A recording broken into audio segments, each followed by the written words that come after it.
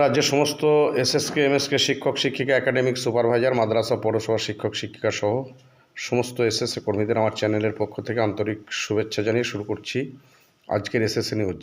আজকে আমার প্রতিবেদনের মূল বিষয় হচ্ছে মার্চ 2026 মাসের সাম্মানিক কবে ঢুকবে না ঢুকবে সেই বিষয়টা। ইতিমধ্যেই প্রতি মাসের ন্যায় এ মাসেও 1 তারিখের পর থেকে শুরু হয়ে গেছে ফোনের বহর। একটার পর একটা বিভিন্ন জেলা থেকে ফোন আসছে, তাই বাধ্য হয়ে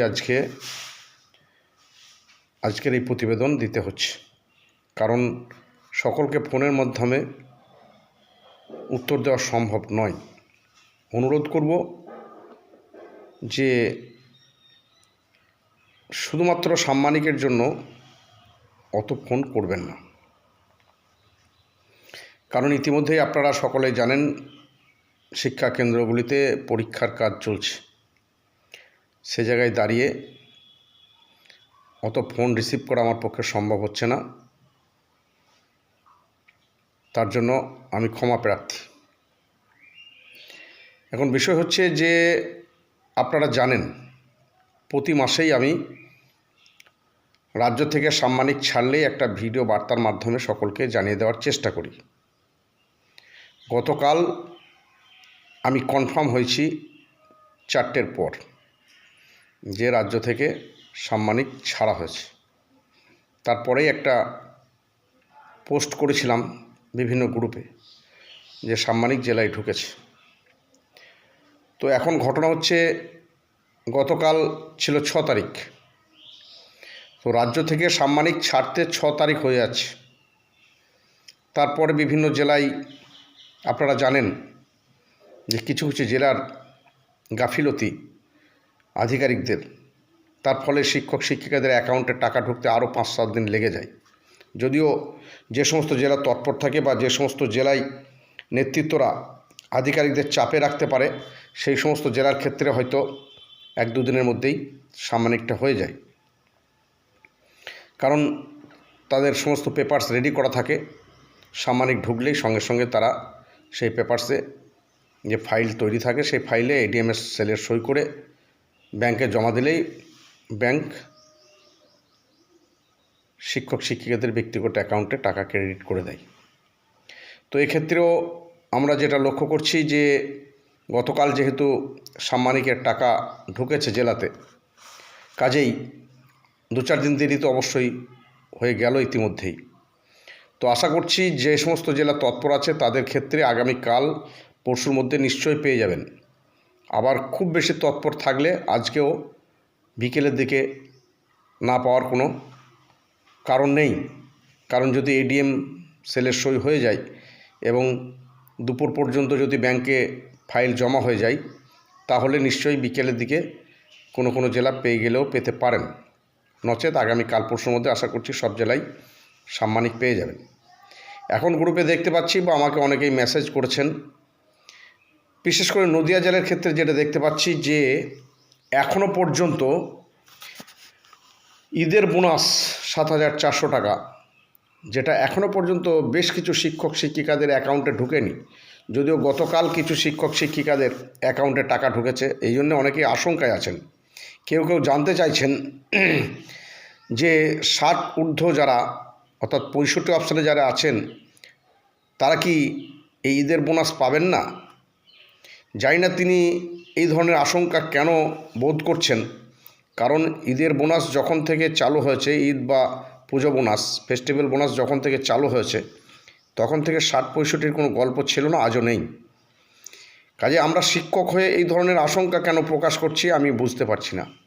তো যাই হোক, আমি গ্রুপে লিখেছি যে নিশ্চয়ই সকলেই বোনাস পাবেন।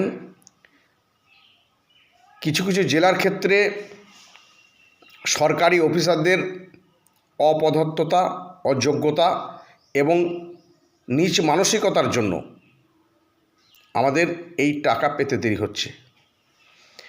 তো আমি বলবো যে সমস্ত জেলায় এখনও পর্যন্ত ঈদের বোনাস পাননি, সেই সমস্ত জেলায় যারা নেতৃত্ব আছেন সংগঠিতভাবে ঐক্যবদ্ধভাবে গিয়ে প্রথমে ডিস্ট্রিক্ট নোডাল অফিসারকে চার্জ করুন যে কেন এত দেরি হচ্ছে ঈদের বোনাস। তারা স্বাভাবিকভাবেই বলবে, তাদের কাছে উত্তর রাখাই আছে যে এসআইআরের কাজে সবাই ব্যস্ত। আরে এসআইআরের কাজ তো সব জেলাতেই হচ্ছে, আর এসআইআরের কাজে এই গুরুত্বপূর্ণ সাম্মানিকের বিষয়টা, বোনাসের বিষয়টা আটকিয়ে থাকে না, এটা বদমাশি করে আটকিয়ে রাখা হয়। কাজেই কোনো ব্যাংকে দেখা যাচ্ছে ফাইল চলে গেলেও আগে আগে দেখে নিন যে ব্যাংকের গাফিলতি না আমাদের ডিস্ট্রিক্ট নোডাল অফিসারের গাফিলতি। দেখে নেওয়ার পর সেই মতো ট্রিট করতে হবে, এভাবে ছেড়ে দিলে চলবে না। আমি নদিয়া জেলার নেতৃত্বতে বলবো, যদিও সজলবাবু এটা নিয়ে যথেষ্ট তৎপর, তিনি সবসময় গ্রুপে মেসেজ করে থাকেন। তো ঘটনা হচ্ছে, যেটা আসল কাজটা যদি না হয় তাহলে তো হবে না। তাই বলবো নদিয়া জেলার সমস্ত নেতৃত্বদের, এখনও পর্যন্ত যাদের ঈদের বোনাস ঢোকেনি, এটা খুবই দুর্ভাগ্যজনক। আমরা লক্ষ্য করেছি 23 তারিখ 24 তারিখের মধ্যেই বেশিরভাগ জেলাতেই ঈদের বোনাস ঢুকে গেছে। তো সে জায়গায় দাঁড়িয়ে এই ধরনের গাফিলতি যে সমস্ত আধিকারিকরা পরিকল্পিতভাবে করছেন, তাদের বিরুদ্ধে ঐক্যবদ্ধভাবে প্রয়োজনে ডেপুটেশন দিতে হবে, নচেত এটার সমাধান হবে না। তো এটা আপনারা নিশ্চয়ই যে সমস্ত জেলার ক্ষেত্রে গাফিলতি আছে একটু চেষ্টা করবেন। এবং এই যে সাম্মানিক ছাড়তে রাজ্য থেকে 6 তারিখ হয়ে গেল, মানে এক কথায় বলতে গেলে যে যত কিছু আটকে থাকে এসএসকে এমএসকেদের, বাকি কিন্তু কারো সাম্মানিক এই মুহূর্তে আর আটকে নেই, সকলের 1 তারিখের মধ্যেই সাম্মানিক হয়ে যায়। কিন্তু এসএসকে এমএসকের ক্ষেত্রে রাজ্য থেকে আসতেই 6 তারিখ 7 তারিখ 8 তারিখ হয়ে যায়। তারপর আবার জেলা নোডাল অফিসারের ফাইল রেডি করার পর শোয়ের ব্যাপার থাকে, সেক্ষেত্রেও দেখা যায় এ মাসে তো জানি না কী হবে, কারণ নির্বাচনী যে ঢাক বেজে গেছে, তার ফলে একটা অজুহাত সবসময় তারা সুযোগ খুঁজে থাকেন। সেখানে নোডাল অফিসাররা যদি ঠিকমতো ফাইল সত্তর না পাঠান ব্যাংকে, তাহলে ব্যাংক সুযোগ পেয়ে যাবে। আবার ব্যাংকে পাঠানোর পরে অনেক ব্যাংকের আধিকারিকরা, ব্যাংক ম্যানেজার থেকে আরম্ভ করে, তারাও সুযোগ খুঁজবেন যে স্টাফ নেই, সব ভোটের ডিউটি, এসআইআরের ডিউটি, এই নিয়ে বেয়াদবি করেই যাচ্ছে। এক কথায় কি জানেন তো, মূল বিষয় হচ্ছে আমাদের মাথা, যেটা আমাদের সরকার, সেই সরকার আমাদের সঙ্গে বিমাতৃসুলভ আচরণ করছে বলেই আধিকারিকরা এই সাহসটা পেয়ে যাচ্ছে।